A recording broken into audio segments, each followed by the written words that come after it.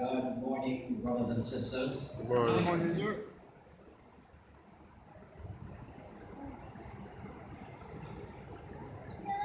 I am standing here just to do the eulogy on behalf of the Grant family. I want to say to one and all, Mayor and Pa, thanks for taking time out of your busy schedule to be here this morning. Not mourning as men without hope, because we have got a livelihood.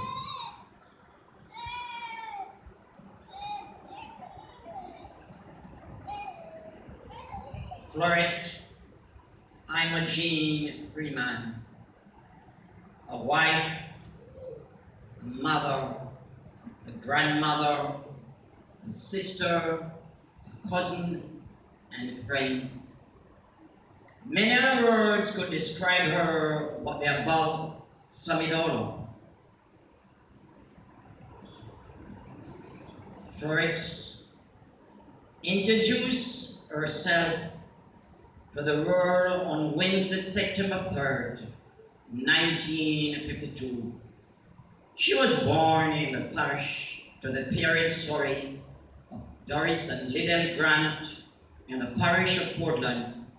She was the second child and the only girl for the union, which proceeded a total of 3 children, namely Joseph, Florette, and Frederick Grant, in the order that they were born.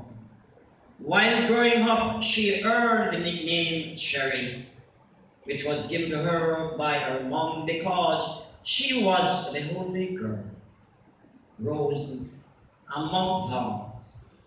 At the age of 7, she started attending the Burnhamwood Primary School, now all age, in the same parish, and continued her studies until she was 16 years old. Though the hard and passion for growing plant in the hilly terrain of the land surrounding her proved too hard for her to manage. She then decided to travel to Montego Bay, which saw her working as a household helper for a couple of years. She then returned home, where she had her first child, Ron Taylor, at the age of 21. Being a young mother and wanting to create a better life for her son, she went on to live in Constant Spring, St. Andrew, Kingston. There she worked also as a household helper for a couple of years. Miss Sherry met her future husband in 1981 and had their first child in 1982 after 7 years of togetherness. They decided to seal the relationship before God. They got married on Thursday, September 22nd, 1988. If you remember anything about that month, you would have realized that Hurricane Gilbert had passed through the country 10 days earlier. Their union produced 3 children, O'Neill, Melanie, and Nicole. Her love of passion saw her enrolling at the Henry School of Fashion and learned dressmaking. She used that skill to the best of her ability and made clothes for all her family members. Her passion for fashion had been passed on to her daughter, Melanie, who also made her own clothes. Miss Cherry dedicated her life and time to raise her children and welcoming various family members into her home, where they would stay and flourish under her wings for the time they stayed in her house. Other than fashion, she had love for flowers and farming, which also benefited from her nursing qualities. If you wanted Miss Cherry to be vexed with you, just shove our flowers, or mistakenly cut one of her trees.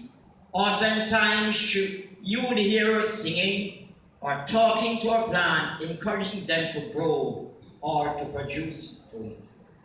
In her late years, she took care of her niece's 2 children and ensured they got all the love they wanted. When their mother was away, she took care of them.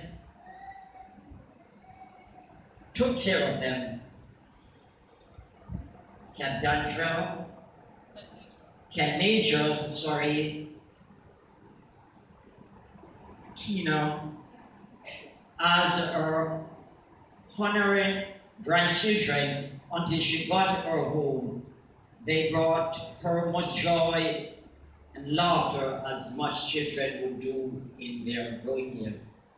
In 2017, Cherry started to make change to her diet, but no one thought anything much of it, more than she wanted to be healthier as she was getting old.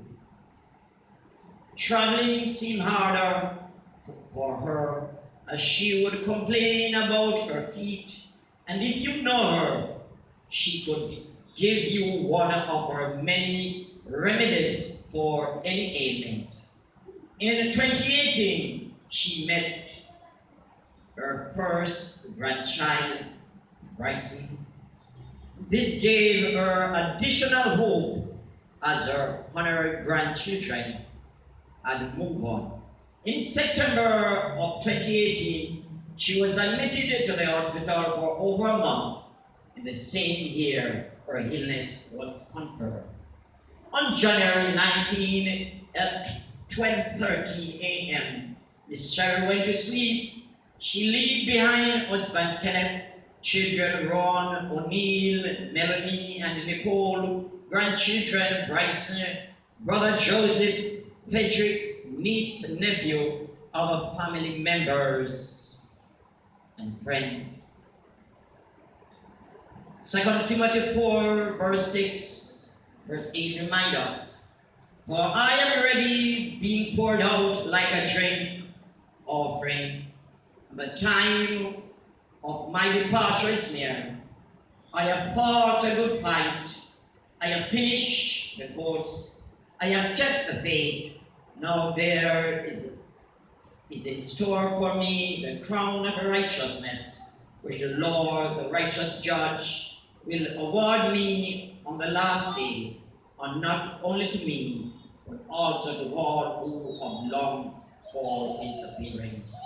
The Lord saw that her load become heavy, the hill become steep, and on that very day he closed her eyes in death. May we all join in saying, "Rest in peace, the Lord bless you."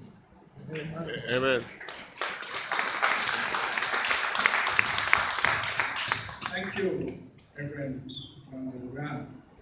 Our offering to him this morning is "We plow the fields and scatter," as we invite our praise team and ushers to come.